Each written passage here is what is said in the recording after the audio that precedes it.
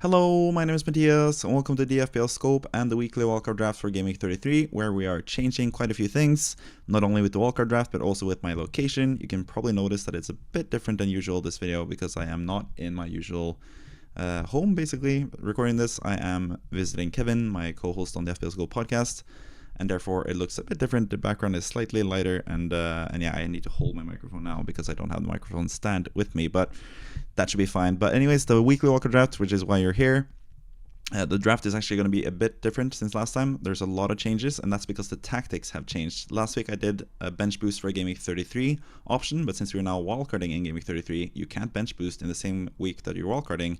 We're changing the tactics a little bit, and I think wildcarding with a team that is good enough for Game Week 34, and then you can free hit in Game Week 36, is the best idea forward. And I'll talk more about that at the end of the video, but let's just go into the first pick of the draft, which is, as usual, what we do here on this series is that we select 15 players, and the first player that I present to you guys is the player that I think is the most important player to have currently in FPL, and then the 15th player is going to be the player that barely made the squad but still made it anyway. So the first pick this time around is going to be Marmoush from Manchester City. I just have the most faith in him being the double game week player that plays both matches, and he's in a really good situation. Man City are looking really good. I just watched them actually this weekend at the Etihad Stadium and watched them just completely destroy Crystal Palace, and Marmoush had several chances to score a lot of goals. So personally, I think Marmoush is the best captaincy option this week. I think he's going to play both matches, most likely close to 90 minutes in both of them.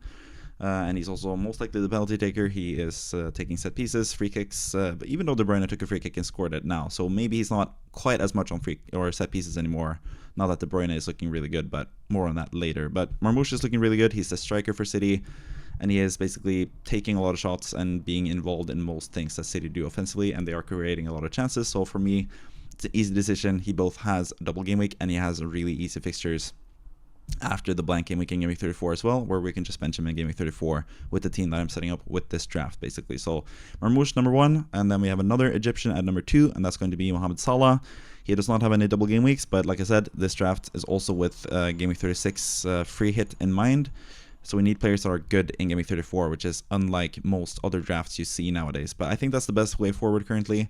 And Salah is also the best way forward, because even though he's not in just as good of form as he was earlier this season, he's still in really good form, still chasing the league title, even though they only need like 6 points from the last 6 games, and Liverpool aren't looking quite as good as they were previously in the season. But I also was actually there to watch at Anfield this Sunday as well, to see that first half against West Ham, where he looked absolutely amazing.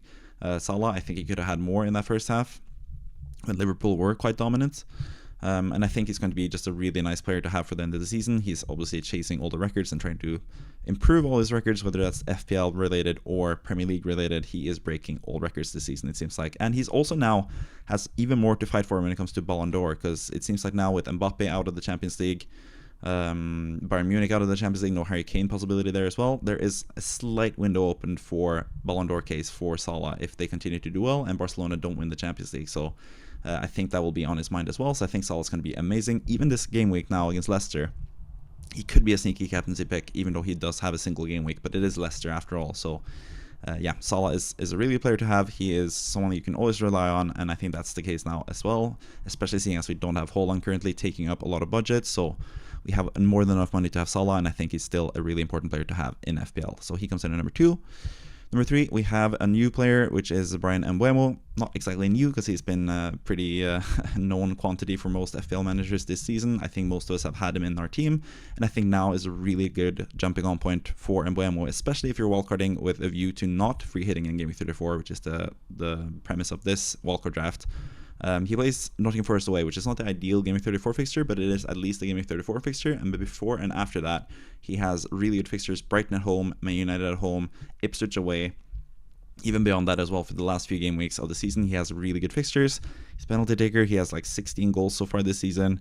It's looked really good. Brentford are probably going to finish the season on a high, I think. They have really easy fixtures, and they have something to play for. I think like the top, potentially 9th place, will give you a place in Europe next season. So I think they have plenty to play for, even though they are quite a bit below the teams fighting for Champions League spots. But I think there's still European spots to play for there.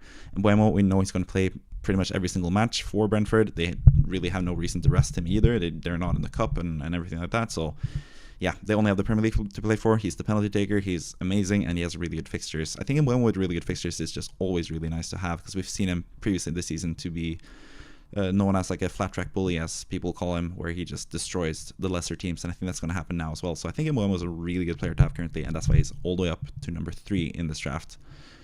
Number 4, we have Cunha, another player that has shown to be really good in easy matches this season. Even came on and had a goal against Spurs as well. He's looking really good. I think he's going to start from now on. I think it was just like the disciplinary thing that they wanted to make an example and like bench him, especially seeing as how good Strand Larsen has been lately. It made sense to bench him for that first game back from suspension, but now I think he's going to start every single game. Cunha, and especially with Game Week 34 in mind, where we're not free hitting in 34, is even more important to have in your current wildcard draft, because Game Week 34 against Leicester at home, he's probably going to be the best captaincy choice that week. So yeah, Cunha, pretty strong candidate for those reasons. He's just shown to be a really good player this season. Wolves are also in really good form, and they have decent fixtures for the end of the season as well. So Cunha is just a simple choice for me, and he comes in at number 4 for that reason. Number 5, we have Kevin De Bruyne. I think I'm going to go and punt on Kevin De Bruyne for the rest of the season if I was on a wildcard.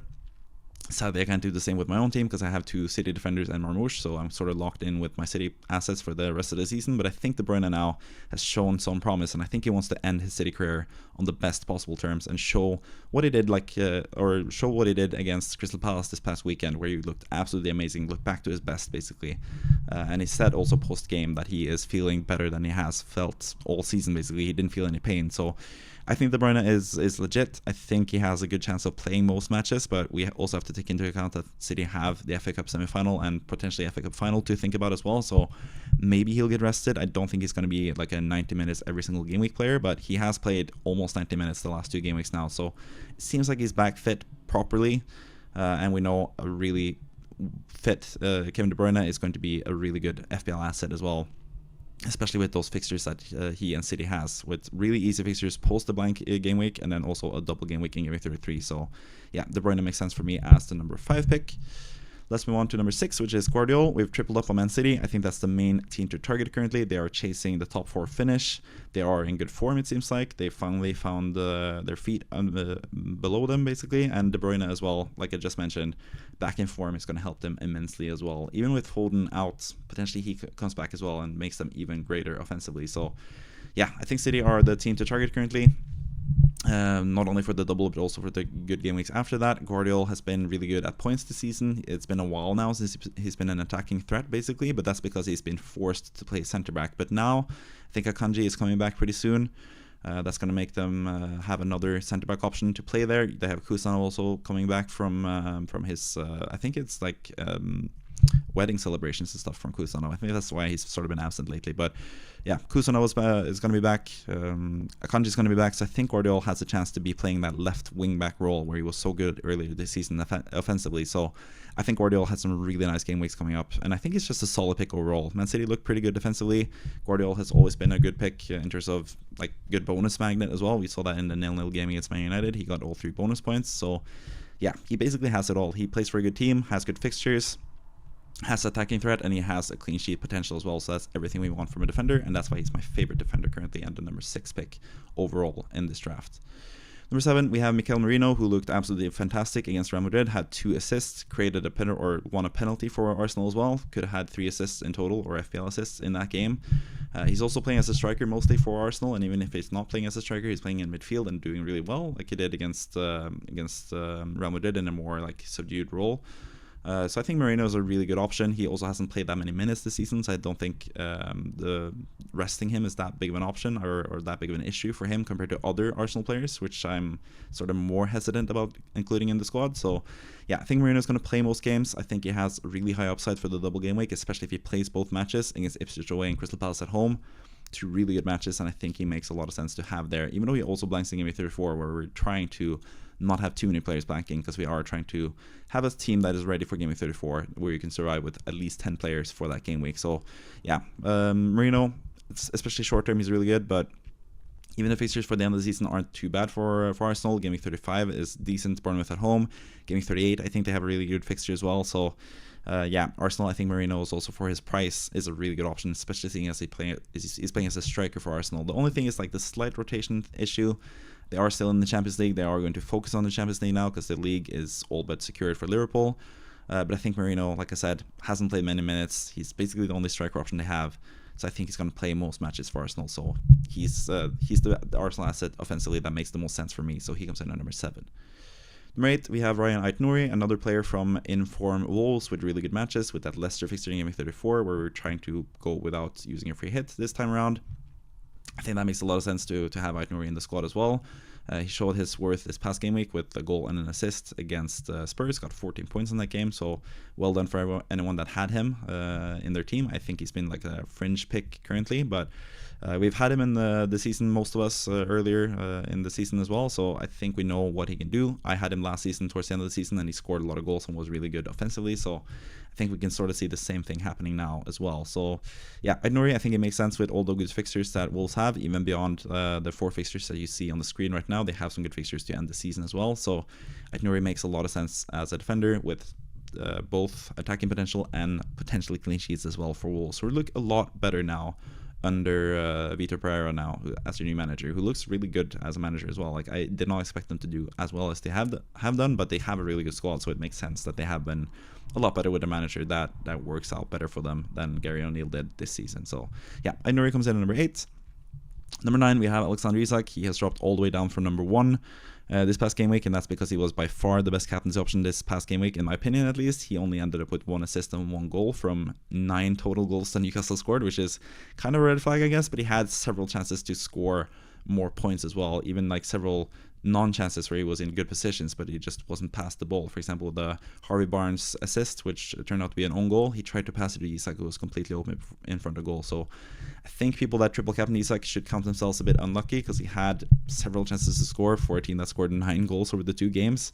But I don't think that means that he's a terrible asset for the rest of the season. But the main reason he was number 1 this past game week was the fact that he was the best captaincy option by far in Game 32. He's not going to be that option anymore. He probably is still the best captaincy option in Game 34 against Ipswich at home, even though Cunha against Leicester is also a really good option there. But anyways, for a Game 34 team, which we're trying to get here with this draft, it makes a lot of sense to have Isak still, even though he has some tough fixtures to end the season for Newcastle. But Newcastle are in really good form. Just beat Man United 4-1 and Palace 5-0. 2 teams that have created some problems, at least in the past, for the better teams of this league. So yeah, I think Isak's going to continue firing. He's too talented not to, basically, and Newcastle are just in super good form trying to secure that top 3 spot, basically, in the league.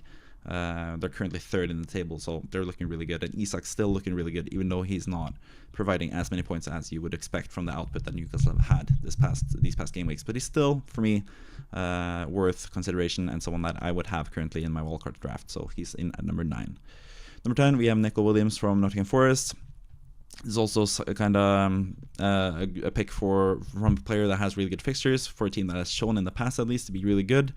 They're struggling a bit more now, defensively especially, because Olaina is out, which is going to not really help them defensively, but I still think they have what it takes to beat the lesser teams of the league currently. They just conceded super late against Everton.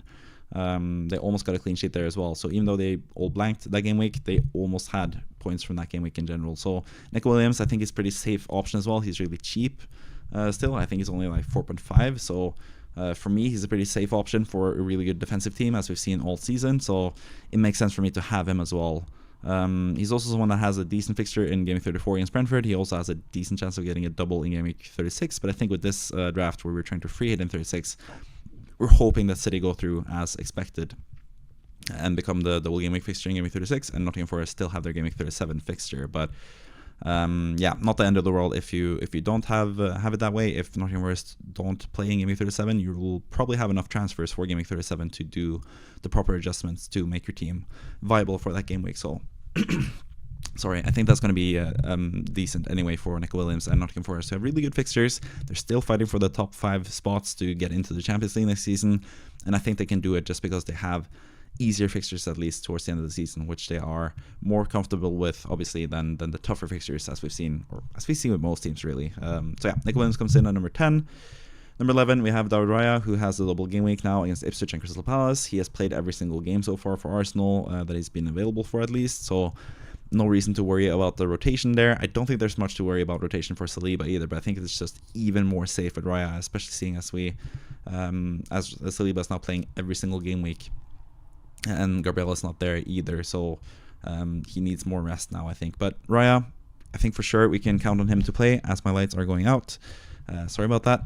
But yeah, I think Raya is going to play both matches, obviously. I think he's going to end the season for Arsenal playing every single game. I don't see any reason why he would be rotated. I don't think Arteta has done that in the past, unlike someone like Pep, for example, who could swap out Ederson, which is why I don't really trust Ederson or Ortega or whoever they have as their number one goalkeeper currently. So Raya, I'm not the biggest fan of using that much money on a goalkeeper, but I also want the double game week potential to go up in terms of game week 32, because that's the one sort of criticism of this wildcard draft, that game week 32 is going to be, or game week 33 rather, it's going to be not quite as good as other drafts that you've seen. But I think that's going to help in game week 36, where you're going to free hit and have basically every player available to you in a huge double game week, where a lot of people won't be able to fully use that game week for what it's worth, because the teams doubling in game week 36 are blanking in game week 37. So I think free hitting in game week 36 makes more sense than free hitting in game week 34 at this point of the season. So, or at least if you're wildcarding this week. So yeah, Raya comes in at number 11. That's another Arsenal pick there in defense. We also have Jared Bowen as the number 12 pick in midfield. He has Southampton home this game week, which is going to be a nice fixture for West Ham, trying to build off of that good second half against Liverpool. I think West Ham looked a lot better once they tried to play proper football. And I think Bowen is going to benefit from some pretty easy matches coming up now. Southampton home, Brighton away, Spurs at home, Man United away. I wouldn't really doubt Bowen scoring in any of those games. I think those are really good fixtures in general. Teams that are either struggling or have shown that they can concede a lot of goals this season. So yeah, I think Bowen makes sense for a pick, especially with this game week in mind against Southampton. But after that, maybe you want to look for other options, I guess. But yeah, for me, Bowen is a pretty safe option. He has decent fixtures, plays for not really a decent team, because West Ham are like 4th from bottom currently, but they have the possibility to create chances and be a good offensive team. They have more than enough attacking talent to be a good offensive team, and Bowen is at the forefront of all of that. So yeah, he makes a lot of sense for that reason, and especially with the Southampton fixture in mind, I think he makes a lot of sense to have currently as well in this draft. So he comes in at number 12. We have another West Ham player at number 13, that's Wan-Bissaka. We also know West Ham have a possibility of doubling in game 36, which is not ideal for this draft, I guess, because we're free hitting in 36. But they do have good fixtures throughout West Ham. And Wan-Bissaka has shown himself to be a really good player. He was really close, probably should have had an assist for that goal, or maybe not. I guess the rules state that he doesn't get the assist because both Van Dijk and Robertson hit the ball, but it was close to being an assist from Wan-Bissaka. And he's consistently been West Ham's best player this season. He's going to play every game. He's going to be a pretty reliable player to have in general, and I think in terms of the players that have really good fixtures and play in Game Week 34 as well, I think Wan-Bissaka is one of the better options, because he does not blank in Game Week 34, luckily. So yeah, I think it makes sense for this draft in particular. But he's still 13 for a reason, because West Ham haven't really been that reliable this season, even though Wan-Bissaka has been, and they also have that possibility of blanking in Game Week 37 potentially if they do get if Nottingham Forest do go through in the FA Cup against Man City. But yeah, I won't worry too much about that, because I think Man City are going to destroy Nottingham Forest in that game, most likely, based on current form at least. So yeah, Wan-Bissaka comes in at number 13, and we're tripling up with West Ham with Areola as well at number 14. He's just the cheapest possible goalkeeper to use, basically. Sadly, I'm not going to be able to use him for game week 33, because we're going to use Raya instead in that game week. But beyond that, he has decent fixtures, and he's just like a backup goalkeeper just in case you need him, basically. But I think Raya is going to be the starter for most game weeks, and then Areola can step in that blank game week when Arsenal don't play in game week 34. And Areola has Brighton, which is a team that West Ham could potentially keep clean sheet against, especially with Potter coming back to his old stomping grounds there. So yeah, Areola, just a simple backup goalkeeper really at the number 14th pick. And then number 15th pick, we have Dan Burn still. Newcastle don't have that double game week, but they do have that really nice fixture against Ipswich at home in game week 34, which is basically the only reason we have Dan Burn, because he's just a cheap option to have. And I wanted to keep some semblance of the old team that we had, because we've made a lot of changes, as you can see. Areola has come in as a new player, Ait-Nouri as well, Nico Williams, Mbeumo, Bruyne, Merino, Cunha. That's 7 players that I count that are new, which means that 7 players have dropped out since last time. So let's talk about those 7 players before we talk about 3 players that were close to making the squad but didn't. So first and foremost, the main player that has dropped out since last time is Bukayo Saka, and yes, he did just score against Real Madrid in the Champions League. He looked really good. Took a penalty and missed it, so maybe he's not on penalties anymore, but that's not the main reason why I've dropped him. Basically, I don't feel like his minutes are secured. He's just back from injury. He always falls down and struggles with some kind of injury issue, and in the past that's been fine, but now that he's back from like a long-term injury, I think Arsenal are going to be really worried about him getting injured for the end of the season, especially for the Champions League games, which is the main priority for him. So I think he's just going to come on as an injury, or not injury, come on as a substitute basically for Arsenal. So I don't think in the league that he'll be that good. He could potentially play both games in the double game week, but I don't really think so. I think they have more than enough players to play there and still secure like a second place finish easily. They're not going to catch Liverpool now at this point. So I think Saka's just going to be rested for the Champions League game. So I would not really, or like basically matched in for the Champions League game. So maybe he gets a start here and there in the league, but I think most likely he's going to get some rest when possible. So I don't really trust him as an option anymore. So he's dropped out since last time. Daniel Munoz off the back of a -1 performance in a double game week. He's also someone that is just dropped. The main priority with him was the double game week in game week 32. They're also blanking in game week 34, so it just doesn't make sense for a team that wants to be good in game week 34 for him to play or be part of that team. So yeah, Munoz drops out because of a bad performance, even though he's still a decent option at least. If you still are free hitting in game week 34, he's going to be a good option. I don't think you should sell him. But Palace's form is just not the best currently, so he drops out. Murphy as well, the same thing with him. Double game week is gone, and I also think now with Gordon sort of getting fully back, I think he's going to at least bite into the minutes of Murphy and Barnes. Barnes is looking amazing as well now, so I think Murphy and Barnes are actually going to continue playing now with Gordon on the bench. Sadly for someone like me who had Gordon these past few game weeks, but yeah, I think Murphy minutes is not quite as good anymore, even though he's going to play most games. I think 70 plus minutes, 90 plus or 90 minutes just about, but also just the double game week being passed now, I don't think it makes as much sense as the other midfielders that I have. You could have him over Mbeumo, I guess, if you're really going for game week 34 and get Mbeumo for game week 35 instead, but I think Mbeumo is just a nice player to have now, and I think he can do really well against Brighton, so he makes more sense for me currently. But yeah, Murphy, no double game weeks anymore, and maybe slightly less minutes in the future. And he's also been overperforming, I think, quite a bit, because the goal he's scoring against Crystal Palace was just absolutely bonkers and amazing, but he's not going to do that every week. So yeah, I think you should just count yourself not lucky, I guess, because he's been just a really consistently good performer this season, Murphy. But you just count your chickens, I guess, and be grateful for the points that Murphy brought you. But I don't think he's like a must-have player from this point onwards either. So he's dropped out since last time. Morgan Rogers is a really tough guy to break out of this team, but it's basically just down to the fact that we're trying to have a team for game week 34. He has a pretty tough double game week as well, Rogers and Aston Villa. So even though I think he's going to play both games, I'm not sure about the points. He has been so consistent though, so I'm happy to have him myself in my team, but for this wildcard draft where we are trying to have a team for game week 34, it just doesn't make sense to be involved in the squad basically. Sort of the same for Mateta. He has a double game week, which is decent, I guess. Bournemouth at home is a decent fixture at this point. Arsenal away, not so good. But we've seen Arsenal concede in most games anyway, even though they have a really good defense. But Mateta as well just drops out for Cunha because I just trust Cunha more in game week 34. Or yeah, game week 34 he has a fixture first and foremost, but also just really need Cunha in a draft like this. So yeah, Mateta drops out. I think Isak is also a more reliable player than Mateta has been. So yeah, Mateta drops out for that reason. Saliba as well, kind of hard guy to leave out. It's basically just because I need enough players for game week 34 that he has been dropped from this team. But obviously if you're free hitting in 34 still, Saliba is going to be a really good option for the end of the season. So yeah, I do trust Saliba, but need to do some changes for this team because of the game week 34 free hit possibility being out of the question in this draft in particular, basically. Finally, Dean Henderson. Palace conceded 10 goals in 2 games. Henderson is not my best pick of the season, so yeah, he drops out for obvious reasons, I think, just for a cheaper Areola basically. So those are the players that have dropped out since last time. Let's finally wrap up with the 3 players that are on the cusp, which means that they were close, or at least were in consideration to making the team but didn't for one reason or another. So let's talk about those 3 players. First and foremost, the striker, which is going to be Wan-Bissaka. I had several good reasons to have Mbeumo, and there's several good reasons to double up with Wissa as well. But I just think Marmoush is like nailed on, obviously, as number 1 pick. Cunha has that really good fixture in game week 34, unlike Wissa, who has Nottingham Forest away. And Isak also has a really good fixture in game week 34. So it's basically down to Gaming 34, but beyond Gaming 34, but before and after, Wissa is really, really good. So if you have Wissa currently, congrats, because you're going to have a lot of points coming your way for the end of the season. But for now, at least, until Gaming 34 is passed, I'm going to go with the other options that I have currently in Marmoush, Cunha, and Isak. But Wissa had consideration because I think he's going to be, if you ask me who's going to be the top 5 goal scorers or top 5 point scorers from the forwards from now until the end of the season, Wissa is definitely up there. So yeah, Wissa is a really good player to consider there. Luis Diaz as well has been really good lately. He's actually outscored Salah, I think, the last few game weeks.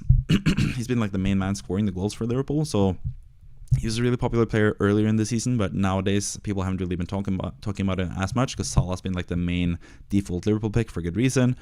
And then people don't want to waste 2 Liverpool spots on, or two spots on Liverpool players that don't have a double game week, basically. But apart from the double game week, Luis Diaz has at least the next 2 fixtures really, really good. Leicester away and Spurs at home.